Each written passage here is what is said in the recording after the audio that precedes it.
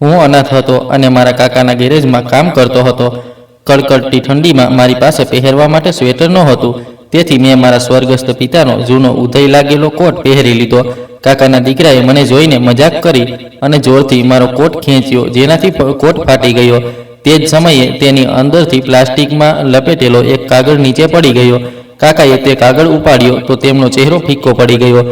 મેં ઝપટ મારીને તે કાગળ તેમની પાસેથી છીનવી લીધો તો તે બેંકનું એક સર્ટિફિકેટ હતું, જેના પર ડિસેમ્બરની તે ઠંડી સાંજની ઠંડી મારા હાડકામાં ઉતરી રહી હતી અને હું આજની જેમ જ ઠંડા ભોંય તળિયે બેસીને એક જૂની જીપમાં એન્જિનના ભાગો કેરોસીનથી ધોઈ રહ્યો હતો. મારા હાથ લાલ અને ગંદકીથી એટલા ખરડાયેલા હતા કે તેમના પર જામેલી શાહી મારી ત્વચાનો જ હિસ્સો લાગતી હતી. ઠંડી એટલી તીવ્ર હતી કે લોખંડનું પાનું પકડવું પણ મુશ્કેલ થઈ રહ્યું હતું, પરંતુ અટકવાની કોઈ અવકાશ નહોતો, કારણ કે ગેરેજના ખૂણામાં બેઠેલા મારા કાકા નાગેશની કઠોર નજર દરેક સમયે મારો પીછો કરી રહી હતી. ગેરેજની છત પતરાની હતી, જેમાં ઠેક ઠેકાણે કાણા હતા અને તે છિદ્રોમાંથી આવતી બરફીલી હવા સીધી મારી કમર સાથે ટકરાતી હતી. મારા શરીર પર એક પાતળું શર્ટ હતું જે ઘણી જગ્યાએથી થીગડા મારેલું હતું અને તેની ઉપર એક એવું સ્વેટર હતું જેના દોરા ઉકળી ગયા હતા. તે ઠંડી રોકાવાને બદલે બસ મારી ધ્રુત્ય હાલતને ઢાંકવાનું કામ કરતું હતું. હું હજી ભાગો સાફ કરી જ રહ્યો હતો કે મારા હાથમાંથી લપસીને લોખંડનો ભારે નટ જમીન પર પડી ગયો, જેનો અવાજ આખા ગેરેજમાં ગૂંજી ઉઠ્યો.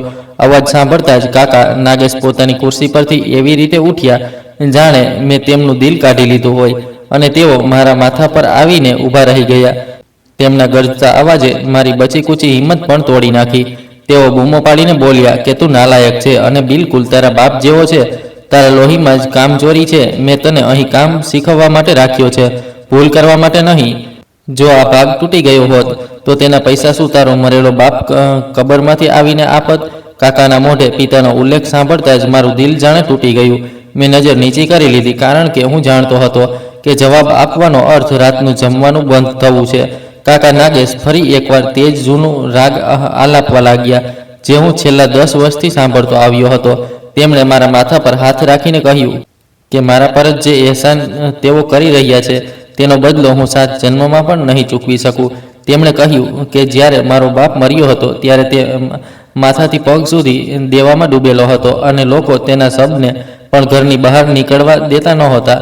તેમણે પોતાની મહેનતની કમાણી લગાવીને મારા બાપની ઇજ્જત બચાવી અને લોકોના મોઢા બંધ કર્યા, નહીંતર મારો બાપ તો મને રસ્તા પર ભીખ માંગવા માટે છોડી ગયો હતો.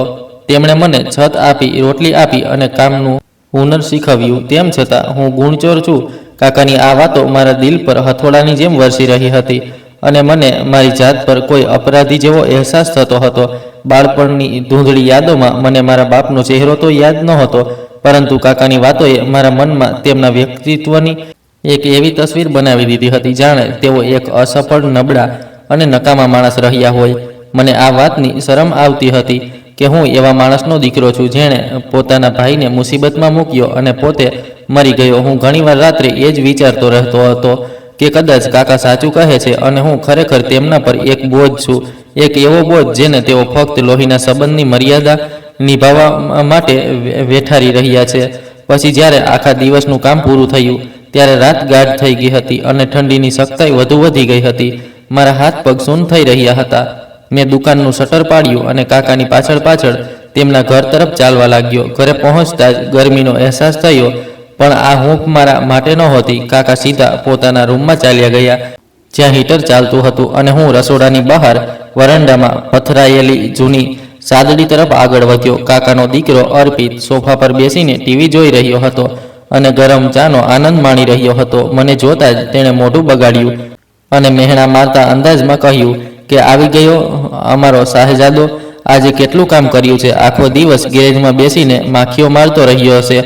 મારા કપડામાંથી મશીનના તેલની દુર્ગંધ આવી રહી હતી, જેના પર તેણે નાક મચોડતા પોતાની માતા એટલે કે મારી કાકીને કહ્યું કે મમ્મી, આને પહેલાં નહાવા મોકલો, આની ગંધથી મારું માથું ફાટી રહ્યું છે. હું ચૂપચાપ ત્યાંથી ઉઠ્યો અને પાછળના ભાગમાં રહેલા નળ પર જઈને ઠંડા પાણીથી મોઢું ધોવા લાગ્યો. પાણી એટલું ઠંડુ હતું કે તે લાગતું હતું જાણે બરફથી મોઢું ધોઈ રહ્યો છું, પરંતુ મારી પાસે બીજો કોઈ વિકલ્પ નહોતો. રાત્રિના ભોજનમાં મને હંમેશની જેમ વધેલી રોટલીઓ અને પાતળી દાળ મળી, જેને ખાઈને હું મારી ભૂખ મટાવવાની કોશિશ કરવા લાગ્યો. કાકીએ જમવાનું આપતા મેણું માર્યું કે જો તારા કાકા તારો કેટલો ખ્યાલ રાખે છે. મોંઘવારીના આ યુગમાં કોઈ અનાથોને પૂછતું પણ નથી, અને એક તારા કાકા છે જે તને પોતાના બાળકોની જેમ પાળી રહ્યા છે. હું કોળીઓ ગળી રહ્યો હતો, પણ તે ગળામાંથી ઉતરતા કાંટાની જેમ ખૂંચી રહ્યો હતો. દરેક મહેણા સાથે એક એહસાન જોડાયેલું હતું, અને દરેક ઘૂંટ સાથે તે એહસાન વધુ ભારે થતું જતું હતું. મેં જલ્દી જમવાનું પૂરું કર્યું અને મારી સાદડી પર સૂઈ ગયો. ઊંઘ મારાથી કોસો દૂર હતી. ઠંડીના કારણે મારા દાંત કકડતા હતા. મારી પાસે ઓઢવા માટે ફક્ત એક પાતળી ચાદર હતી, જે 20 ડિસેમ્બરની ઠંડી સામે લડવા માટે અપૂરતી હતી. હવા જાળીદાર બારીઓમાંથી સીધી અંદર આવી રહી હતી. મેં મારી જાતને સંકોચીને પોટલા જેવી બનાવી લીધી, જેથી થોડી ગરમી પેદા થઈ શકે. પણ મારા મનમાં વારંવાર કાકીની વાતો ગુંજી રહી હતી કે મારો બાપ રખડતો હતો, મારો બાપ નિષ્ફળ હતો. શું ખરેખર મારો બાપ એટલો ખરાબ હતો? શું તેણે મારા માટે કંઈ પણ નહોતું છોડ્યું? ધીરે ધીરે મને મારા પોતાના અસ્તિત્વથી નફરત થવા લાગી, અને હું વિચારવા લાગ્યો કે કાશ હું પણ મારા બાપની સાથે જ મરી ગયો હોત તો આજે આમ રોજ મરવું ન પડત. આજ મથામણમાં મારું શરીર તાવથી તપવા લાગ્યું, માથું ભારે થઈ ગયું અને ગળામાં કાંટા જેવું ખૂંચવા લાગ્યું. પણ હું જાણતો હતો કે આ ઘરમાં બીમારીની રજા જેવો કોઈ વિચાર નથી. જો મેં કહ્યું કે મારા તબિયત ખરાબ છે, તો કાકા કહેશે કે કામચોરીના બહાને મેં મુસીબતોને ટાળવાની કોશિશ કરી છે. તેથી હું તૈયાર થવા લાગ્યો. આજે ઠંડી કાલ કરતાં પણ વધુ હતી. આકાશમાં કાળા વાદળો છવાયેલા હતા અને સૂરજનું નામો નિશાન નહોતું. મને લાગી રહ્યું હતું કે જો આજે મેં કંઈક ગરમ ન પહેર્યું તો હું ઠરીને મરી જઈશ. મારી પાસે જે સ્વેટર હતું તે બિલકુલ બેકાર થઈ ગયું હતું. અચાનક મને ખ્યાલ આવ્યો કે ઘરના જૂના ગોદામમાં જ્યાં જૂનો સામાન પડ્યો હોય છે, ત્યાં કદાચ કોઈ જૂનો ધાબળો કે જાડું કપડું મળી જાય. કાકા અને કાકી હજી પણ સૂઈ રહ્યા હતા, અને અર્પિત પોતાના રૂમમાં હતો. તેથી હું દબાયેલા પગલે દાદર ચડીને ઉપરના ગોદામમાં ગયો. ત્યાં ધૂળ અને માટીનું રાજ હતું. ઝાડા દરેક વસ્તુને લપેટમાં લીધેલી હતી. મેં અંધારામાં ફાંફા મારીને એક જૂની પેટી ખોલી. તેમાં કાકીના જૂના કપડાં અને કેટલોક નકામો સામાન ભરેલો હતો. હું નિરાશ થઈને તેને બંધ કરવાનો જ હતો કે મારી નજર પેટીના સૌથી નીચેના ભાગમાં દબાયેલા એક ભૂરા રંગના કપડા પર પડી. મેં તેને ખેંચીને બહાર કાઢ્યું તો તે એક લાંબો ઊની કોટ હતો. કોટ બહુ જૂનો હતો અને તેનો રંગ ઠેકાણેથી ઉડી ગયો હતો.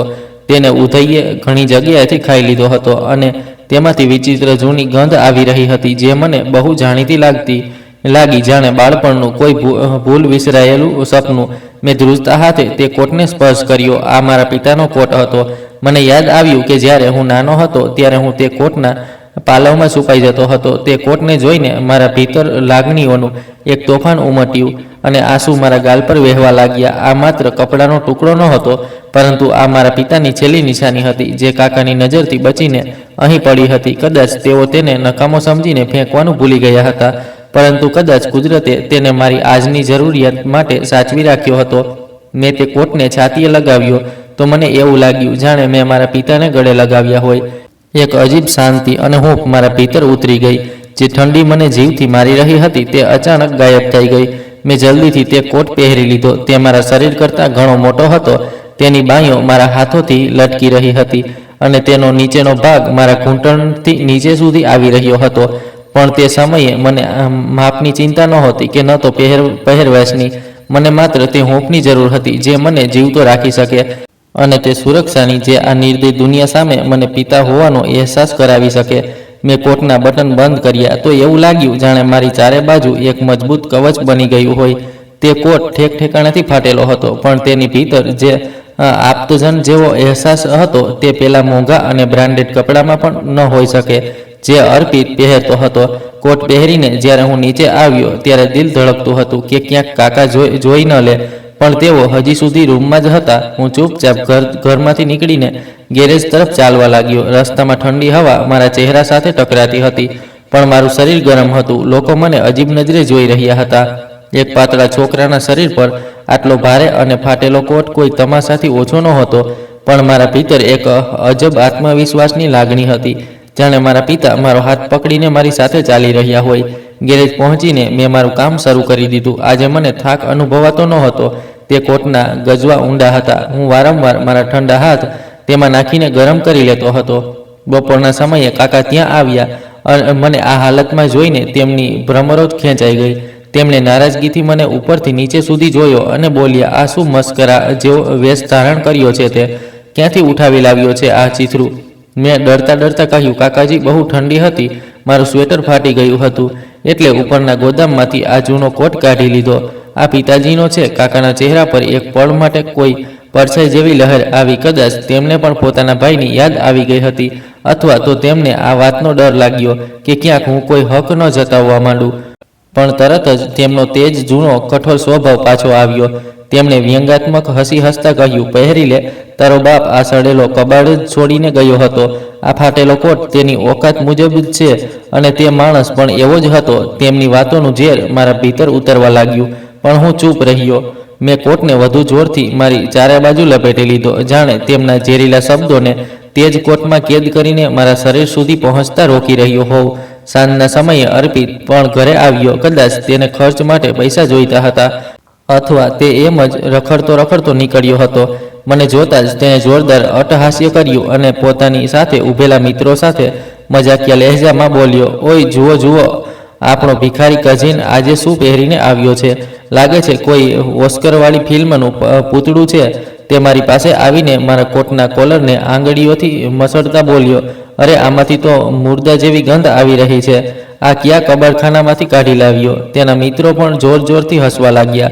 મારી આંખોમાં આંસુ તરી આવ્યા. આ કોટ મારી ઇજ્જત હતો, મારા પિતાની નિશાની હતો, અને તે તેને કાદવમાં રોડી રહ્યો હતો. મેં પાછા હટવાની કોશિશ કરી, પણ અર્પિતે રસ્તો રોકી લીધો. તે બોલ્યો, અરે, ભાગે છે ક્યાં? જરા અમને પણ તો બતાવ આ અનમોલ ચીજ. તોફાન અને અભિમાનના નશામાં તેણે મારા કોટની ઢીલી બાંય પકડી અને જોરથી ખેંચી દીધી. તેનો હેતુ મને પાડવાનો અને મને અપમાનિત કરવાનો હતો. મારો પગ લપસ્યો અને હું લથડ્યો, પણ મેં મારી જાતને સંભાળી લીધી. જો અર્પિત સજ્જન હોત તો તે રોકાઈ જાત, પણ તેણે આ વખતે કોટના ગળા પાસેનું કપડું મુઠ્ઠીમાં જકડી લીધું અને પૂરી તાકાતથી ઝાટકો આપ્યો. એક ચચરાટનો અવાજ આવ્યો, કપડાં ફાટવાનો અવાજ. પણ મને લાગ્યું જાણે મારું દિલ જ ફાટી ગયું હોય. કોટનું જમણું ગજવું અને તેની ઉપરનો ભાગ ખરાબ રીતે ઉખડી ગયો હતો, અને તેનું અસ્તર બહાર નીકળી આવ્યું હતું. મારી ધીરજ ખૂટી ગઈ હતી. અર્પિત અને તેના મિત્રોની કહેલી વાતો મારા કાનમાં ગૂંજી રહી હતી. મેં ફાટેલા ગજવા પર હાથ રાખ્યો તો મને અસ્તરની ભીતર કંઈક અજીબ વસ્તુ અનુભવાઈ, કોઈ સખત વસ્તુ જે સામાન્ય કપડું નહોતું. મેં નવાઈથી નીચે જોયું તો ફાટેલા અસ્તર વચ્ચેથી ડોક્યું કરતો એક ખૂણો દેખાયો. તે પ્લાસ્ટિકની થેલી મારા ફાટેલા કોટના અસ્તરમાંથી નીકળીને ગેરેજના કાળા અને ચીકણા ભોંય તળિયે જઈ પડી.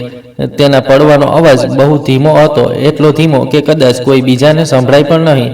પણ મારા માટે આ અવાજ કોઈ ધડાકાથી ઓછો નહોતો, કારણ કે તે જ ક્ષણે મારી જિંદગીનો વળાંક બદલી નાખ્યો હતો. અર્પિતનું હાસ્ય જે હમણાં હોઠ પર હતું, તે અચાનક ગળામાં અટકી ગયું. તેની નજર પણ તે અજીબ વસ્તુ પર જામી ગઈ, જે તે ઉધઈ લાગેલા અને જૂના કોટના પેટમાંથી બહાર આવી હતી. કાકા નાગેશ, જે થોડો દૂર ઊભેલા એક ગ્રાહક સાથે દલીલ કરી રહ્યા હતા, અચાનક શાંતિ અનુભવીને પલટાયા, અને તેમની તેજ નજર જમીન પર પડેલા તે વાદળી પ્લાસ્ટિક પર પડી ગઈ. એક અજબ રહસ્યમય સન્નાટો આખા ગેરેજમાં છવાઈ ગયો, જાણે કુદરતે પોતે સમયની નજબ થામી લીધી હોય. મારા દિલના ધબકારા એટલા તેજ હતા કે મને તે મારી પાંસળીઓ સાથે ટકરાતા અનુભવાતા હતા. મેં ધ્રુજતા હાથે નમીને તે થેલી ઉઠાવી લીધી. તેના પર લાગેલી ટેપ બહુ જૂની થઈ ગઈ હતી અને પીળી પડી ગઈ હતી, પણ પ્લાસ્ટિક કે અંદર રહેલા કાગળને સુરક્ષિત રાખ્યો હતો. અર્પિત આગળ વધ્યો અને તે કાગળ મારા હાથમાંથી ઝપટવાની કોશિશ કરતા પોતાના તેજ પારંપરિક અભિમાનથી બોલ્યો, લાવ અહીં બતાવ, આ શું કચરો છે? ક્યાંક તારા કંગાળ બાપનું કોઈ જૂનું ઉધારનું બિલ હશે, અથવા કોઈ દવાની કાપલી જેને તું ખજાનો સમજી રહ્યો છે. પણ આ વખતે મારા ભીતર ન જાણે ક્યાંથી વીજળી જેવી ઝડપ આવી ગઈ. મેં ઝાટકા સાથે હાથ પાછળ ખેંચી લીધો અને અર્પિતનો હાથ હવામાં લહેરાતો રહી ગયો. મેં ધ્રુજતી આંગળીઓથી પ્લાસ્ટિકનું પડ ખોલ્યું અને તેની અંદરથી એક વળેલું કાગળ કાઢ્યું. કાગળ ખોલતા જ મારી આંખો ફાટી ગઈ. આ કોઈ સાધારણ કાગળ નહોતો અને ન તો કોઈ ઉધારની યાદી, પરંતુ આ એક બેંકનું ફિક્સ ડિપોઝિટ પ્રમાણપત્ર હતું, જેના પર મારા સ્વર્ગસ્થ પિતાનું નામ અને મારું નામ સાફ સાફ લખેલું હતું. નીચે લખેલી રકમ જોઈને મારું મગજ ચકરાવે ચડી ગયું હતું. 50 લાખ રૂપિયા. જી હા, પૂરા 50 લાખ રૂપિયા. આ એ જ રકમ હતી જે 10 વર્ષ પહેલા મારા પિતાએ મારા નામે જમા કરાવી હતી.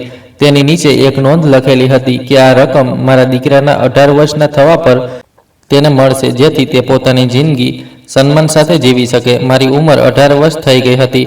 મારા માટે આ કાગળનો ટુકડો માત્ર કાગળ નહોતો, પરંતુ મારી આઝાદીનું એલાન હતું. મારી આંખો સામે થોડીવાર માટે અંધારું છવાઈ ગયું અને પછી અચાનક જાણે પ્રકાશ ફેલાઈ ગયો. મને કાકા નાગેશની તે બધી વાતો યાદ આવવા લાગી, જે તેઓ છેલ્લા 10 વર્ષથી મારા ભીતર ઝેરની જેમ ઓગળતા આવ્યા હતા. કે તારો બાપ દેવામાં ડૂબેલો હતો, તારો બાપ ભિખારી હતો, તેને તારા માટે ફક્ત અપમાન સિવાય કંઈ જ છોડ્યું નથી. આ બધું જૂઠ હતું, એક ભયાનક અને સફેદ જૂઠ. મારો બાપ દેવાદાર ન હતો, તે તો મારા માટે રાજાઓ જેવી જિંદગીનો બંદોબસ્ત કરીને ગયો હતો, પણ તે કોટના અસ્તરમાં છુપાયેલા આ રાજે આજે કાકાના ચરિત્રનો ઘૃણાસ્પદ ચહેરો બેનકાબ કરી દીધો હતો. મેં માથું ઊંચકીને કાકા તરફ જોયું તો તેમનો રંગ હળદર જેવો પીળો પડી ગયો હતો. કપાળ પર પરસેવાના ટીપા સાફ દેખાઈ રહ્યા હતા. કડકડતી ઠંડી હોવા છતાં તેઓ પરસેવાથી રેબઝેબ થઈ રહ્યા હતા, કારણ કે તેઓ તે કાગળને ઓળખી ગયા હતા. તેઓ જાણતા હતા કે તેમાં શું લખ્યું છે. તેમની આંખોમાં ડર અને લાલચની મિશ્રિત સ્થિતિ હતી, જેને હું સાફ વાંચી શકતો હતો. તેઓ ઝડપથી મારી તરફ ધસ્યા. તેમના ચહેરા પરથી તે બનાવટી નરમાશ ગાયબ થઈ ગઈ હતી અને તેની જગ્યાએ એક લુચ્ચા સ્મિતે લઈ લીધી હતી. તેઓ તોતડાતા બોલ્યા, બેટા, આ શું છે? લાવ, મને બતાવો. આ નકામું છે, લાવ, હું તેને ફાડીને ક્યાંક ફેંકી દઉં. તું તેને ભૂલી જા. તેમણે પોતાનો હાથ મારી તરફ લંબાવ્યો, પણ તેમનો હાથ ત્રુજી રહ્યો હતો. આ એ જ હાથ હતો જે થોડીવાર પહેલા મને થપ્પડ મારવા માટે ઉઠ્યો હતો, અને આજે એ જ હાથ ભીખ માંગી રહ્યો હતો. મેં કાગળને મારી મુઠ્ઠીમાં ભીસી લીધો અને પહેલીવાર કાકાની આંખોમાં આંખ પરોવીને જોયું. મારી આંખોમાં હવે તે અનાથ લાચાર બાળક ન હતો, પરંતુ તે પુરુષ હતો જેનો અધિકાર તેની પાસેથી છીનવી લેવામાં આવ્યો હતો. મેં સખત સ્વરમાં કહ્યું, હું નહીં આપું કાકા. આ નકામો કાગળ નથી, આ મારા પિતાનો પ્રેમ છે, જેને તમે મારાથી છુપાવીને રાખ્યો. આ જ તે સત્ય છે જે તમારા જૂઠના પહાડને તોડી નાખશે. તમે મને કહ્યું હતું કે મારા પિતાજી દેવાદાર હતા. તમે મને 10 વર્ષ સુધી તમારા ઘરમાં ગુલામ બનાવીને રાખ્યો, ફક્ત એટલા માટે કે હું ક્યારેય સત્ય સુધી ન પહોંચી શકું. તમને ડર હતો કે જો મને સત્ય ખબર પડી ગઈ તો તમારી મફતની નોકરાણી અને ગેરેજ મજૂર હાથમાંથી જતો રહેશે. જ્યારે કાકા નાગેશે જોયું કે હું તેમની વાતોમાં નથી આવી રહ્યો, તો તેમનો અંદાજ બદલાઈ ગયો. તેઓ બૂમ પાડ્યા, અરે બે કોળીના છોકરા, મારી સાથે જીભ ચલાવે છે? આ કાગળ મારો છે. તારા બાપે મારી પાસેથી ઉધાર લીધું હતું. આ તેની જ અમાનત છે.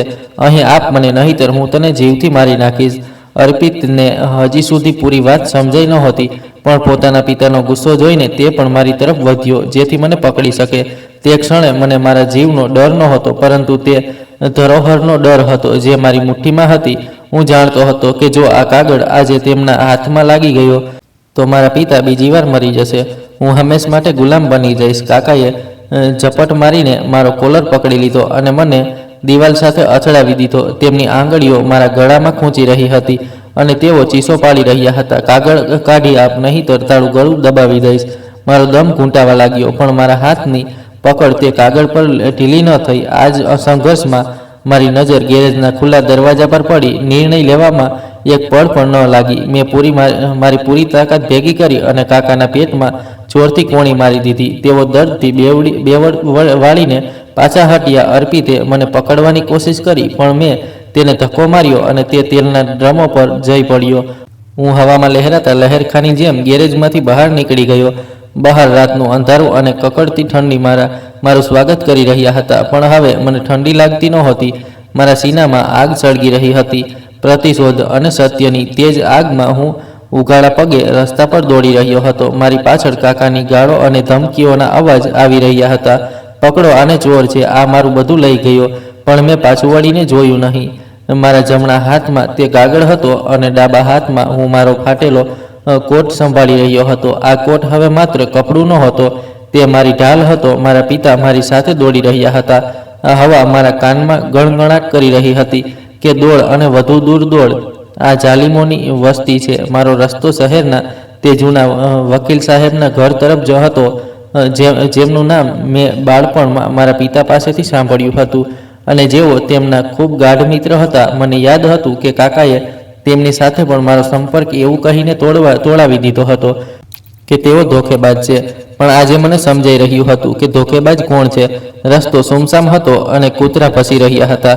મારા પગમાં કાંકરા ખૂંચી રહ્યા હતા, પણ હું અટક્યો નહીં, કારણ કે મને ખબર હતી કે જો આજે હું અટકી ગયો તો મારી વાર્તા અહીં જ ખતમ થઈ જશે. હું દોડી રહ્યો હતો. મારો સીનો ફાટી જવાનો હતો, પણ એક જ અજબ તાકાત મને આગળ ધકેલી રહી હતી. આખરે હું વકીલ સાહેબના ઘરની બહાર પહોંચી ગયો અને દરવાજા પર પાગલની જેમ ટકોરા મારવા લાગ્યો. દરવાજો ખુલવામાં થોડી વાર લાગી અને આ દરમિયાન દરેક પગરવ પર મને લાગતું હતું કે કાકા નાગેશ મારી પાછળ પહોંચી ગયા છે. મારું આખું શરીર પરસેવાથી રેબઝેબ હતું અને ફાટેલા કોટમાંથી મારું શરીર દેખાઈ રહ્યું હતું. જ્યારે દરવાજો ખુલ્યો અને વકીલ સાહેબે મને નવાઈથી જોયો તો હું તેમના પગમાં પડી ગયો અને તે કાગળ તેમની તરફ લંબાવીને બસ એટલું જ કહી શક્યો, અંકલ મને બચાવી લો, આ મારા પિતાની છેલ્લી નિશાની છે. આટલું બોલીને મારી આંખો સામે અંધારું છવાઈ ગયું, પણ બેભાન થતાં પહેલાં મને એટલો અહેસાસ હતો કે હવે હું અને મારા પિતાનું સપનું સુરક્ષિત છે. જ્યારે મારી આંખ ખુલી ત્યારે મને મારી ચારે બાજુ એક અજબ અજાણી હૂંફનો અહેસાસ થયો. આ તે ઠંડી અને ભેજવાળી જમીન નહોતી જેના પર સૂવાની હું વર્ષોથી આદત પામી ચૂક્યો હતો, પરંતુ આ એક નરમ અને મુલાયમ પથારી હતી જેની સુગંધે મારા હોશ ઉડાવી દીધા હતા. હું હડબડાવીને બેઠો થઈ ગયો અને ડરેલી નજરે આમ તેમ જોવા લાગ્યો. મારા મગજમાં પહેલો વિચાર એ જ આવ્યો કે કદાચ હું કોઈ સપનું જોઈ રહ્યો છું અથવા હું મરી ગયો છું અને આ સ્વર્ગનો કોઈ આશરો છે. ત્યારે જ રૂમના ખૂણામાં રાખેલી આરામ ખુરશી પર બેઠેલા એક વયસ્ક વ્યક્તિને જોઈને મને ગત રાતનું તે ભયાનક અને સનસનીખેજ દ્રશ્ય યાદ આવી ગયું, જ્યારે હું કાકા નાગેશની પકડમાંથી બચીને ભાગ્યો હતો. તેઓ એ જ વયસ્ક વકીલ સાહેબ હતા જેમના વાળમાં ચાંદી જેવી સફેદી ઉતરી આવી હતી અને જેમના ચહેરા પર ગંભીરતા અને સ્નેહ છલકાતા હતા. તેમના હાથમાં તે જ પ્લાસ્ટિકની થેલી અને કાગળ હતો જેને જોઈને મારા જીવમાં જીવ આવ્યો. તે મારી ધરોહર હતી. મને હોશમાં આવતા જોઈ વકીલ સાહેબ હસ્યા અને બોલ્યા, ગભરાશ નહીં દીકરા, તું હવે તારા જ ઘરમાં છે અને પૂરી રીતે સુરક્ષિત છે. મેં ધ્રુજતા અવાજે પૂછ્યું, અંકલ, શું કાકા નાગેશ અહીં આવ્યા હતા? શું તેઓ મને લઈ જશે? વકીલ સાહેબ ઉઠ્યા, મારા માથા પર હાથ રાખ્યો અને કહ્યું, દુનિયાની કોઈ તાકાત હવે તને તે નરકમાં પાછી નથી મોકલી શકતી જ્યાં તે તારી જિંદગીના સૌથી ખરાબ વર્ષો વિતાવ્યા છે. પછી તેમણે તે કાગળ મારી સામે રાખ્યો અને જણાવ્યું કે તારા પિતા એક દીર્ઘસ્થ માણસ હતા. બીમારીમાં છેલ્લા દિવસોમાં જ તેમને અંદાજ આવી ગયો હતો કે તેમનો ભાઈ એટલે કે તારો કાકા નાગેશ એક લાલચુ અને લુચ્ચો માણસ છે જે તેમના મર્યા પછી તારી પરવાહ નહીં કરે. તેથી તેમણે રાત દિવસ મહેનત કરીને ભેગી કરેલી પોતાની બધી પૂંજી ફિક્સ ડિપોઝિટમાં રૂપમાં સુરક્ષિત કરી દીધી અને તેની વસિયત એવી રીતે કરી કે તે માત્ર તે જ વ્યક્તિને મળે જે તેની સૌથી નજીક હોય. આ જણાવતા વકીલ સાહેબની આંખો ભીની થઈ ગઈ. તેમણે કહ્યું કે તારા પિતાએ મને કહ્યું હતું કે હું આ કાગળ આ કોટના અસ્તરમાં એટલા માટે છુપાવી રહ્યો છું કારણ કે મને પૂરો ભરોસો છે કે મારા મર્યા પછી મારો ભાઈ મારા દીકરાને નવા કપડાં પણ નહીં આપે, મારો જૂનો ઉતરેલો કોટ પણ નહીં આપે અને જ્યારે મારો દીકરો ઠંડીથી ઠરશે ત્યારે તે મજબૂર થઈને મારો જ કોટ પહેરશે અને આ વાત કાકા સુધી પહોંચી જશે. આ સાંભળીને મારું દિલ ગભરાઈ આવ્યું અને હું ધ્રુસકે રડી પડ્યો. મારા બાપે મર્યા પછી પણ મારી જરૂરિયાતોનો બંદોબસ્ત કરી રાખ્યો હતો. તે ફાટેલા કોટમાં માત્ર રૂ નહીં પણ મારા બાપની મોહબ્બત ભરેલી હતી. હજી અમે વાતો જ કરી રહ્યા હતા કે અચાનક બહાર દરવાજા પર જોરદાર ટકોરા પડ્યા અને સાથે જ પોલીસ સાયરનનો અવાજ સંભળાયો.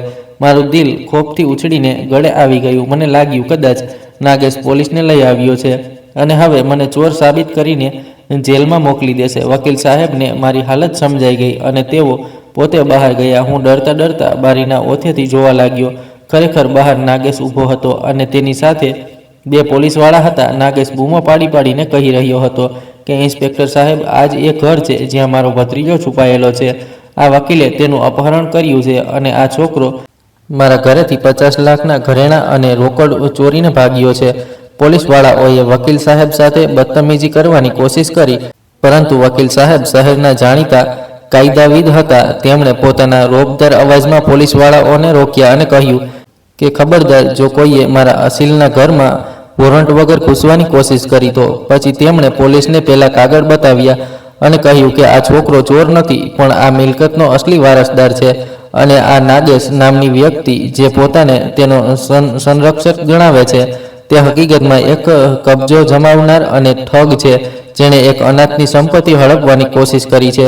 વકીલ સાહેબે નાગેશની આંખોમાં આંખ પરોવીને કહ્યું કે નાગેશ સાહેબ, જો તમે અત્યારે અહીંથી ચાલ્યા નહીં જાઓ તો હું તમારા પર અનાથની સંપત્તિમાં ગેરરીતિ, છેતરપિંડી અને જીવથી મારી નાખવાની ધમકી આપવાનો ગુનો દાખલ કરાવી દઈશ. અને વિશ્વાસ રાખજો, તમારી બાકીની જિંદગી જેલના સળિયા પાછળ જશે. કાકા નાગેશ, જે પોલીસને લઈને શહેરમાં રોબ જમાવી રહ્યા હતા, તેઓ વકીલ સાહેબની કાનૂની દલીલો અને ધમકી સામે ડરીને ચૂપ થઈ ગયા. તેમને અંદાજ આવી ગયો હતો કે હવે બાજી તેમના હાથમાંથી નીકળી ગઈ છે. તેઓ દાંત પીસતા અને મને ક્રોધભરી નજરે જોતા ત્યાંથી ચાલ્યા ગયા, પરંતુ તેમની આંખોમાં જે બદલાની ભાવના હતી તેણે મને અંદરથી ધ્રુજાવી દીધો. વકીલ સાહેબે દરવાજો બંધ કર્યો અને મને કહ્યું કે બેટા, હવે આપણે તરત જ કાનૂની કાર્યવાહી પૂરી કરવી પડશે, કારણ કે આવા લોકો આટલી સહેલાઈથી હાર નથી માનતા. બીજા જ દિવસે અમે બેંક પહોંચ્યા. બેંકનો સ્ટાફ વકીલ સાહેબને ઓળખતો હતો, તેથી અમારે બહુ રાહ જોવી ન પડી. પરંતુ મારા દિલના ધબકારા કાબૂમાં નહોતા આવતા. મને દરેક પળે એ ડર રહેતો હતો કે ક્યાંક કોઈ અડચણ ન આવી જાય, ક્યાંક બેંકવાળા એમ ન કહી દે કે આ કાગળ નકલી છે કે તેની મુદત પૂરી થઈ ગઈ છે. મેનેજરે જ્યારે તે સર્ટિફિકેટ જોયું તો તેણે ખાતરી કરવા માટે કોમ્પ્યુટર પર રેકોર્ડ તપાસ્યો. તે થોડી મિનિટો મારા માટે સદીઓ જેવી લાંબી હતી. આખરે મેનેજરે માથું ઊંચકીને મારી તરફ જોયું અને હસતા હસતા કહ્યું કે મુબારક હો નવયુવાન, આ સર્ટિફિકેટ બિલકુલ અસલી છે અને આના પર મળતા વ્યાજને ગણીને આ રકમ હવે 70 લાખથી પણ વધુ બને છે. મારા કાનને વિશ્વાસ નહોતો આવતો કે જે હું ગઈકાલ સુધી 100 રૂપિયા માટે કાકાની ગાળો સાંભળતો હતો, આજે લાખોનો માલિક બની ગયો હતો. વકીલ સાહેબે કાનૂની ઔપચારિકતાઓ પૂરી કરાવી, મારી સહીઓ લીધી અને કારણ કે હવે હું 18 વર્ષનો થઈ ગયો હતો, તેથી તે પૂરી રકમ સીધી મારા નામે ખોલવામાં આવેલા ખાતામાં જમા કરી દેવામાં આવી. જ્યારે ચેકબુક અને ATM કાર્ડ મારા હાથમાં આવ્યા ત્યારે મારા હાથ ધ્રુજી રહ્યા હતા. આ માત્ર પ્લાસ્ટિક અને કાગળના ટુકડા નહોતા, પણ આ મારી ખોવાયેલી ઇજ્જત, આત્મસન્માન અને સ્વાભિમાનની વાપસીનું એલાન હતું. બેંકમાંથી નીકળતી વખતે મને એવું લાગ્યું જાણે મારું કદ કેટલાય ફૂટ ઊંચું થઈ ગયું હોય. મેં વકીલ સાહેબનો આભાર માનવો ચાહ્યો તો તેમણે મને ગળે લગાવી લીધો અને કહ્યું કે મારું અસલી વળતર તે શાંતિ છે જે આજે તારા પિતાના આત્માને મળી છે હશે. પરંતુ વાર્તા હજી પૂરી થઈ નહોતી, કારણ કે જ્યારે અમે બેંકમાંથી બહાર નીકળ્યા ત્યારે મેં જોયું કે કાકા નાગેશનો દીકરો અર્પિત રસ્તાની બીજી તરફ ઊભો રહીને અમને જોઈ રહ્યો હતો. તેની હાલત બહુ ખરાબ હતી. કદાચ કાકાએ પોતાનો બધો ગુસ્સો તેના પર જ ઉતાર્યો હતો. નફરત અને લાલચથી મારી તરફ જોઈ રહેલો તે છોકરો જે ગઈકાલ સુધી મારા ફાટેલા કપડાની મજાક ઉડાવતો હતો, આજે મારી તરફ જોવાની પણ હિંમત કરી શકતો નહોતો. મેં વકીલ સાહેબને કહ્યું કે અંકલ, મારે કંઈક ખરીદવું છે. અમે એક સારી દુકાને ગયા. મેં મારા માટે કેટલાક નવા કપડાં ખરીદ્યા, પરંતુ તે ફાટેલો અને ઉધઈ લાગેલો કોટ મેં ફેંક્યો નહીં, પણ તેને એક થેલીમાં સાચવીને રાખી લીધો, કારણ કે તે કોટ મારો ઉપકાર હતો. વકીલ સાહેબે મને સલાહ આપી કે હવે મારે મારો અભ્યાસ પૂરો કરવો જોઈએ અને મારા પિતાના સપનાને સાકાર કરવું જોઈએ. મેં તે જ સમયે ફેંસલો કર્યો કે હું આ રકમથી કોઈ વ્યવસાય શરૂ કરીશ અને મારો ભણતર પણ ચાલુ રાખીશ. પરંતુ સૌથી મહત્વની વાત એ હતી કે હવે મને માથું ઊંચું કરીને જીવવાનો અધિકાર મળી ગયો હતો. કાકા નાગેશે પણ પાછળથી ઘણીવાર સમાધાન કરવા અને માફી માંગવાની કોશિશ કરી. સગા સંબંધીઓને વચ્ચે નાખ્યા કે છોકરો અણસમજુ છે, તેને ઘરે પાછો મોકલી દો. પરંતુ હવે હું પેલો અણસમજુ છોકરો નહોતો રહ્યો. મેં તેમના દરેક સંદેશાને નજરઅંદાજ કરી દીધા, કારણ કે હું જાણતો હતો કે સાપની ફિતરત કરડવાની હોય છે, ભલે તેને ગમે તેટલું દૂધ કેમ ન પીવડાવવામાં આવે. વકીલ સાહેબે મારી કાનૂની દેખરેખ પોતાના માથે લઈ લીધી અને મને તેમના ઘરના એક ભાગમાં રહેવાની જગ્યા આપી દીધી, જ્યાં મેં મારી નવી જિંદગીની શરૂઆત કરી. રાત્રે જ્યારે હું સૂવા માટે પડ્યો ત્યારે મેં મારો પેલો જૂનો કોટ ઓશિકા પાસે રાખી લીધો. તેનું ગજવું હજી પણ ફાટેલું હતું, પણ તે ગજવાએ મારી કિસ્મતની દિશા બદલી નાખી હતી. મને એક ગાઢ શાંત અને ડર વગરની ઊંઘ આવી રહી હતી, જેની હું વર્ષોથી રાહ જોતો હતો. મને વિશ્વાસ હતો કે આકાશમાં મારા પિતા મને જોઈને હસતા હશે કે તેમનો દીકરો હવે મજબૂર નથી રહ્યો, પણ એક સ્વતંત્ર માણસ બની ગયો છે. પણ મને એ ખબર નહોતી કે કુદરત હજી મારી એક વધુ પરીક્ષા લેવાની હતી, કારણ કે દોલત પોતાની સાથે નવા દુશ્મનો પણ લાવે છે અને કાકા નાગેશની આ ખામોશી કોઈ મોટા તોફાનનો સંકેત હોઈ શકે છે. જો કે તે સમય માટે હું જીતી ગયો હતો અને આ જીત સચ્ચાઈની જીત હતી. વકીલ સાહેબની મહેરબાની અને બેંકમાંથી મળનારી રકમે મારી જિંદગીનો નકશો બદલી નાખ્યો હતો. પણ મારી અંદરનો પેલો ડરેલો બાળક હજી પણ ક્યાંક જીવતો હતો, જે રાત્રે ફાળ પડીને જાગી જતો હતો. મને અવારનવાર એવું લાગતું હતું કે કાકા નાગેશ મને ફરીથી પેલા કાળા ગેરેજમાં ઢસડીને લઈ જઈ રહ્યા છે, પણ મારો અવાજ નીકળી શકતો નથી. સમય પસાર થતો ગયો અને મેં હિંમત ભેગી કરીને શહેરના મુખ્ય બજારમાં ગાડીઓના સ્પેરપાર્ટની એક દુકાન ખોલી. દુકાનનું નામ મેં મારા પિતાના નામ પર અમાનત ઓટો રાખ્યું, કારણ કે આ વ્યવસાય તે જ અમાનતના જોરે શરૂ થયો હતો, જે મારા પિતા મારા માટે છોડી ગયા હતા. મારી સમજદારી, મહેનત અને વકીલ સાહેબના માર્ગદર્શનની અસર થઈને અને જોતજોતામાં મારો કારોબાર ખીલી ઉઠ્યો. જે ગ્રાહકો પહેલા કાકા નાગેશના ગેરેજમાં લૂંટાતા હતા, તેઓ હવે મારી દુકાન તરફ વળવા લાગ્યા, કારણ કે અહીં તેમને અસલી સામાન વ્યાજબી ભાવે મળતો હતો. બીજી તરફ કાકા નાગેશનું ગેરેજ ધીરે ધીરે વેરાન થવા લાગ્યું. તેમની બેઈમાની અને ગ્રાહકો સાથેની બદતમીજીની વાતો આખા શહેરમાં ફેલાઈ ગઈ હતી. કુદરતનો બદલો શાંત હતો પણ બહુ કઠોર હતો. જે ગેરેજમાં મને ઠંડીમાં ઠરવા માટે મજબૂર કરવામાં આવતો હતો, હવે ત્યાં સન્નાટો છવાયેલો રહેતો હતો અને ગ્રાહકોનું આવવાનું બંધ થઈ ગયું હતું. પરંતુ મેં કહ્યું તેમ દોલત નવા દુશ્મનો પેદા કરે છે અને જૂના દુશ્મનોની બળતરાને વધુ હવા આપે છે. કાકા નાગેશ મારી સફળતા જોઈને અંદરને અંદર સળગી રહ્યા હતા. મને ખબરો મળતી રહેતી હતી કે તેઓ બજારમાં મારા વિરુદ્ધ વાતો ફેલાવે છે કે મેં તેમના પૈસા ચોરીને આ દુકાન બનાવી છે. મારી પાસે પાકા કાનૂની પુરાવા હતા, તેથી તેઓ મારું કંઈ બગાડી શકતા નહોતા. પણ ઘાયલ સાપ મરતા પહેલાં વધુ ખતરનાક બની જાય છે અને હુમલો કરવા માટે તકની રાહમાં હોય છે. શિયાળાની એક વધુ ઉદાસ સાંજ આવી ગઈ હતી, બિલકુલ એવી જ સાંજ જેવી તે દિવસે હતી જ્યારે હું ઘરેથી ભાગ્યો હતો. દુકાન વધારવાનો સમય થઈ રહ્યો હતો કે અચાનક દુકાનના દરવાજે એક પડછાયો દેખાયો. મેં જોયું તો તે મારો પિતરાઈ ભાઈ અર્પિત હતો. તેનો વેશ વિખેરાયેલો હતો, કપડાં ગંદા હતા અને તે રડી રહ્યો હતો. તેને જોઈને મારું લોહી ઉકળી ઉઠ્યું અને જૂના જખમ ફરી તાજા થઈ ગયા. મેં તેને દુકાનમાંથી નીકળી જવા કહ્યું, પણ તે મારા પગમાં પડી ગયો અને કરગરવા લાગ્યો કે ભાઈ, મને માફ કરી દે. અમે પૂરી રીતે બરબાદ થઈ ગયા છીએ. હવે કાકા નાગેશને હૃદય રોગનો હુમલો આવ્યો છે. તેઓ હોસ્પિટલમાં નહીં પણ ઘરે જ પથારીવશ છે. અમારી પાસે ઈલાજ માટે પૈસા નથી અને ડૉક્ટરે જવાબ આપી દીધો છે. તેઓ પોતાના છેલ્લા સમયે તારી માફી માંગવા માંગે છે અને વારંવાર તારું નામ લઈ રહ્યા છે. ભગવાન માટે એકવાર ચાલીને તેમને જોઈ લે, નહીંતર તેઓ શાંતિથી મરી શકશે નહીં. અર્પિતની હાલત અને કાકાના મરણતોલ સમાચાર સાંભળી મારું દિલ પીગળી ગયું. માણસ ભલે ગમે તેટલો મોટો કેમ ન થઈ જાય, લોહીનો સંબંધ અને બાળપણની લાગણીઓ ક્યાંય ને ક્યાંય તેની નબળાઈ બની જ જાય છે. વકીલ સાહેબે મને ના પાડી હતી કે તે લોકો પર ક્યારેય વિશ્વાસ ન કરતો, પણ અર્પિતના આંસુ એટલા સાચા લાગી રહ્યા હતા કે મને લાગ્યું કદાચ કુદરતે તેમને તેમના કર્મોની સજા આપી દીધી છે અને હવે તેઓ સાચે જ પસ્તાવો કરી રહ્યા છે. મેં વિચાર્યું કે એક મરતા માણસને માફ કરી દેવો જોઈએ. કદાચ તેનાથી મારા પિતાના આત્માને શાંતિ મળે.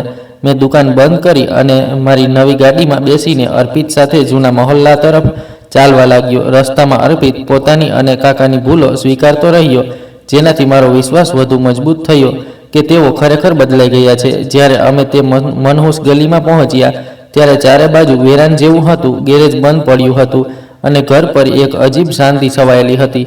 જેવો હું ગાડીમાંથી ઉતર્યો, મને તે જ જૂની ગંધ અને ગૂંગળામણ અનુભવાઈ જે મારા બાળપણનો હિસ્સો હતી.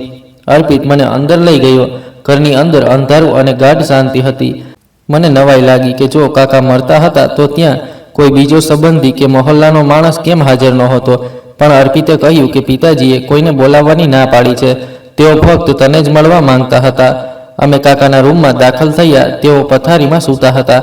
તેમના ઉપર ધાબળો હતો અને તેઓ જોર જોરથી શ્વાસ લઈ રહ્યા હતા, જાણે તેમનો છેલ્લો વખત હોય. હું ધીરે ધીરે તેમની પાસે ગયો અને નમીને બોલ્યો કે કાકાજી, હું આવી ગયો છું. મેં તમને માફ કરી દીધા છે. તમે ચિંતા ન કરો. જેવો હું તેમના પર નમ્યો, અચાનક રૂમનો દરવાજો જોરથી બંધ થયો અને સાંકળ વાગવાનો અવાજ આવ્યો. હું ચોંકીને પલટાયો તો જોયું કે અર્પિત દરવાજા પાસે ઊભો હસી રહ્યો હતો. તેની આંખોમાંથી આંસુ ગાયબ થઈ ગયા હતા અને ચહેરા પર પેલી જૂની ચેતાની પાછી આવી ગઈ હતી. હું કંઈ સમજું તે પહેલાં પથારીમાં સૂતેલો માણસ ઝડપથી બેઠો થઈ ગયો. તે નાગેશ કાકા હતા, બિલકુલ સાજા નરવા. તેમના હાથમાં એક જાડો દંડો હતો. તેમની બીમારીનું નાટક માત્ર મને આ જાળમાં ફસાવવા માટે રચવામાં આવ્યું હતું. મને મારી બેવકૂફી અને વકીલ સાહેબની શિખામણ યાદ આવી, પણ હવે બહુ મોડું થઈ ગયું હતું. હું સિંહની ગુફામાં આવી ગયો હતો. કાકા નાગેશે એક ભયાનક અટ્ટહાસ્ય કર્યું, જે રૂમની દિવાલો સાથે ટકરાઈને ગૂંજી ઉઠ્યું અને બોલ્યા કે આવી ગયો મારો ભત્રીજો, મારો આજ્ઞાકારી દીકરો. શું તું જાણતો હતો કે તું જે રીતે બેવકૂફ છે, તારો બાપ પણ એવો જ બેવકૂફ હતો. તેણે પણ આવી જ વાતોમાં ઉલઝાવીને મેં લૂંટ્યો હતો અને આજે તને પણ તે જ રસ્તે પાછો લાવ્યો છું. તેમણે દંડો લહેરાવતા કહ્યું કે હવે પેલા 50 લાખ જે તું લઈને ભાગ્યો હતો અને તેના પર જે નફો તે કમાયો છે, તે બધું વ્યાજ સાથે પાછું આપવાનો વખત આવી ગયો છે. તેમણે પોતાના ગજવામાંથી કેટલાક સ્ટેમ્પ પેપર કાઢ્યા અને કહ્યું કે આ કાગળો પર સહી કરી દે, જેના મુજબ તું તારી દુકાન, તારી ગાડી અને બેંકનું બધું બેલેન્સ તારી ખુશીથી તારા કાકાના નામે કરી રહ્યો છે. જો તે આ સહી કરી દીધી તો કદાચ તને જીવતો છોડી દઈશ, નહીંતર આજની રાત તારી છેલ્લી રાત હશે અને દુનિયા સમજશે કે શોર્ટ સર્કિટના કારણે લાગેલી આગમાં તું બળીને મરી ગયો. હું ભયભીત જરૂર હતો, પણ હવે હું પેલો નબળો છોકરો ન હતો જેની પાસે બચવા માટે ફક્ત ₹500 હતા. મેં મજબૂત અવાજમાં કહ્યું કે કાકા, તમે ગેરસમજમાં છો. આ અદાલત મારા નસીબની છે અને હું તમને એક ફૂટી કોડી પણ નહીં આપું. તમે મને મારી શકો છો, પણ મારી આ અમાનત છીનવી શકતા નથી. મારી આ વાત સાંભળી કાકાનો ચહેરો ગુસ્સાથી લાલ થઈ ગયો. તેમણે અર્પિતને ઈશારો કર્યો. અર્પિત આગળ વધ્યો અને મને પાછળથી જકડી લીધો. મેં મુકાબલો કરવાની કોશિશ કરી, પણ તેઓ બે હતા અને હું એકલો. કાકા આગળ વધ્યા અને દંડાથી પૂરી તાકાત સાથે મારા પગ પર વાર કર્યો. દર્દની એક લહેર મારા આખા શરીરમાં દોડી ગઈ અને હું જમીન પર પડી ગયો. તેમણે મને વાળથી પકડીને ઢસડ્યો અને દિવાલ સાથે ટેકવીને બેસાડી દીધો. અર્પિતે દોરડાથી મારા હાથ પગ બાંધવાનું શરૂ કરી દીધું. કાકા મારા માથા પર ઊભા રહીને કહી રહ્યા હતા કે સહી કરશે કે હું તારી આંગળીઓ તોડી નાખું. આ જ સંઘર્ષ અને ખેંચતાણમાં રૂમમાં રાખેલું કેરોસીનનું હીટર, જે કદાચ ઠંડીથી બચવા માટે સળગાવવામાં આવ્યું હતું, તે જોરદાર ધક્કાથી જમીન પર પડી ગયું. હીટરનું તેલ ભોંય તળિયે ફેલાઈ ગયું અને ગાલીચાએ તરત જ આગ પકડી લીધી. રૂમમાં જૂનું ફર્નિચર અને કાગળો વેરવિખેર હતા. આગે સેકન્ડોમાં જોર પકડ્યું. જ્વાળાઓ ભભૂકી ઉઠી અને ધુમાડાએ રૂમને ભરી દીધો. કાકા અને અર્પિત, જે મને બાંધવામાં વ્યસ્ત હતા, આ દ્રશ્ય જોઈને ગભરાઈ ગયા. આગ એટલી ઝડપથી ફેલાઈ કે દરવાજા સુધી જવાનો રસ્તો બંધ થઈ ગયો. કાકાએ કાગળ બચાવવાની કોશિશ કરી, પણ આગ તેમના કપડા સુધી પહોંચી ગઈ. અર્પિત ગભરાઈને દરવાજા તરફ ભાગ્યો, પણ દરવાજો બંધ હતો અને ચાવી કદાચ અફરાતફરીમાં ક્યાંક પડી ગઈ હતી અથવા કાકાના ગજવામાં હતી. રૂમ નરક જેવું દ્રશ્ય રજૂ કરવા લાગ્યો. ધુમાડાથી મારો દમ ઘૂંટાતો હતો, પણ દોરડું હજી પૂરી રીતે કસાયેલું ન હતું. મેં પૂરી તાકાત લગાવીને અર્પિતના ઢીલા હાથોમાંથી મારી જાતને છોડાવી લીધી. હવે સ્થિતિ એવી હતી કે અમે ત્રણેય મોતના મોંમાં હતા. કાકા આગથી ઘેરાઈને ખાંસી રહ્યા હતા અને અર્પિત દરવાજો તોડવાની કોશિશ કરી રહ્યો હતો, પણ અસફળ હતો. મારી પાસે એક પળમાં નિર્ણય લેવાનો સમય હતો. હું મારો જીવ બચાવીને ભાગું કે તે નિર્દય લોકોની પણ મદદ કરું જેમણે મને મારવાની યોજના બનાવી હતી. મારા ભીતરનો માણસ અને મારા પિતાએ આપેલી કેળવણી મને એકલા ભાગવાની પરવાનગી આપતી નહોતી. મેં મારા શર્ટથી નાક ઢાંક્યું અને લાકડાની જૂની બળતી બારી તરફ દોડ્યો. મેં તે ભારે ખુરશી ઉઠાવીને જેના પર કાકા બેઠા હતા અને પૂરી તાકાતથી બારીના કાચ અને ફ્રેમ પર મારી. કાચ તૂટીને વિખેરાઈ ગયા અને તાજી હવાનો એક ઝોંકો અંદર આવ્યો. મેં અર્પિતને અવાજ આપ્યો કે અહીં આવ, બારી તૂટી ગઈ છે. અર્પિત તરત જ બારીમાંથી બહાર કૂદી ગયો, પરંતુ કાકા નાગેશ હજી પણ આગની વચ્ચે ફસાયેલા હતા. તેમનો કુર્તો આગ પકડી ચૂક્યો હતો અને તેઓ જમીન પર આળોટી રહ્યા હતા. તેઓ બૂમો પાડતા હતા કે બેટા, મને બચાવી લે, મને છોડતો નહીં. મેં એક ક્ષણ માટે વિચાર્યું કે આજ તે માણસ છે જેણે મારી જિંદગી નરક બનાવી દીધી હતી. જો આજે તે બળી જાય તો કદાચ દુનિયામાંથી એક ખરાબ માણસ ઓછો થઈ જશે. પછી મને પેલો ફાટેલો કોટ યાદ આવ્યો જેણે મને બચાવ્યો હતો. તે કોટ નફરતનો નહીં, પણ પ્રેમ અને સુરક્ષાની નિશાની હતો. મેં મારો જીવ જોખમમાં મૂકીને રૂમમાં પડેલો એક ભારે ધાબળો ઉઠાવ્યો અને આગની જ્વાળાઓમાં કૂદી પડ્યો. મેં કાકાના ઉપર ધાબળો નાખી દીધો અને તેમને બારી સુધી ખેંચ્યા. આગ મારા હાથ અને ચહેરાને દજાડી રહી હતી, પણ મને દર્દનો અહેસાસ નહોતો. મેં માન અર્ધબેભાન કાકાને બારીમાંથી બહાર ધકેલ્યા અને પોતે પણ છલાંગ લગાવી દીધી. અમે ઘરના પાછળના ભાગમાં પડ્યા જ્યાં ભીની માટી હતી. ઘરની અંદર ધડામ થઈ રહ્યા હતા અને આગ હવે છત સુધી પહોંચી ગઈ હતી. લોકો જમા થઈ ગયા હતા અને ફાયર બ્રિગેડની ગાડીઓના અવાજ આવી રહ્યા હતા. મેં હાંફતા હાંફતા કાકાને જોયા, જે માટી અને રાખમાં લપેટાયેલા હતા. તેમનો જીવ બચી ગયો હતો, પણ તેમનું ઘર, તેમનું ગેરેજ અને તેમનું બધું અભિમાન તેમની આંખો સામે બળીને રાખ થઈ રહ્યું હતું. આજ તે ગેરેજ હતું જ્યાં હું ઠંડીથી ધ્રુજતો હતો. આજે તે ગેરેજ આગમાં સળગી રહ્યું હતું. કુદરતનો બદલો પૂરો થઈ ગયો હતો. પોલીસ અને એમ્બ્યુલન્સ પણ પહોંચી ગયા હતા. કાકા અને અર્પિતને હોસ્પિટલ લઈ જવામાં આવ્યા. મને પણ સામાન્ય જખમ આવ્યા, પણ હું ત્યાં જ ઊભો રહી સળગતા ઘરને જોતો રહ્યો. જ્યારે આગ ઓલવાઈ ગઈ ત્યારે ત્યાં માત્ર રાખ જ બચી હતી. વકીલ સાહેબ પણ ખબર મળતા ત્યાં પહોંચી ગયા. તેમણે મને ગળે લગાવ્યો અને કહ્યું કે તે આજે સાબિત કરી દીધું કે તું કોનો દીકરો છે.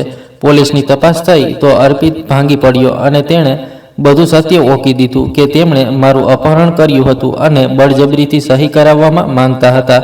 તેઓ પૂરી રીતે બળી ગયા હતા, પણ જીવતા હતા. તેમના વિરુદ્ધ ઠગાઈ અને છેતરપિંડીનો ગુનો દાખલ થયો. તેઓ પથારીવશ હતા અને હવે તેમની પાસે ન ઘર હતું, ન કારોબાર અને ન તો ઇજ્જત. બધું તે જ આગમાં બળી ગયું હતું જે તેમણે મારા માટે લગાવી હતી. જ્યારે હું તેમને મળવા ગયો ત્યારે તેઓ મારી સાથે નજર મિલાવી શકતા નહોતા. તેમની આંખોમાં કોઈ આંસુ નહોતા. હવે તેઓ કોઈ કામના નહોતા રહ્યા. મેં તેમના માટે કેટલા પૈસા અને ફળ રાખ્યા અને શ્રદ્ધાથી કહ્યું કે કાકા, પેલો કોટ જે તમે ફાડ્યો હતો તેની ગજવામાં માત્ર દોલત નહોતી, પણ તે સંસ્કાર પણ હતા જે મને મારા પિતા પાસેથી મળ્યા હતા. મેં તમને માફ કર્યા કારણ કે હું મારી બાકીની જિંદગી નફરતના બોજ સાથે જીવવા નથી માંગતો. જ્યારે હું બહાર નીકળ્યો ત્યારે સૂરજ ઉગી રહ્યો હતો.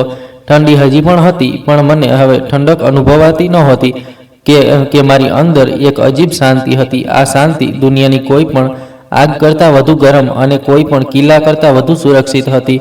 હું મારી ગાડીમાં બેઠો અને મારી દુકાન તરફ ચાલવા લાગ્યો, જ્યાં એક નવી સવાર અને નવી સફળતાઓ મારી રાહ જોતી હતી. આ વાર્તા એ વિશ્વાસ પર પૂરી થાય છે કે જાલિમની રસી હંમેશા નબળી હોય છે, પણ જ્યારે તે ખેંચાય છે ત્યારે તેને સંભાળવાની તક નથી મળતી અને સતાવેલા વ્યક્તિની કરુણ પોકાર અને ધીરજનું ફળ જરૂર મળે છે. ફાટેલો કોટ હવે મારા ઘરની સુંદર ફ્રેમમાં રાખેલો છે, જે મને દરરોજ યાદ અપાવે છે કે માણસનો અસલી વારસો તેનું ચરિત્ર છે. મારું બેંક બેલેન્સ પણ હવે સુરક્ષિત હતું. તો મિત્રો, આ હતી આજની વાર્તા. આ વાર્તા વિશે તમારો શું અભિપ્રાય છે તે કોમેન્ટ બોક્સમાં જરૂર જણાવશો. જો તમને વાર્તા ગમી હોય તો વિડીયોને લાઇક કરો અને ચેનલને સબસ્ક્રાઇબ કરો અને બેલ આઇકન પર ક્લિક કરીને તેને ઓલ પર સેટ કરો, જેથી તમને નવા વિડીયોની જાણકારી તરત મળી જાય. આભાર.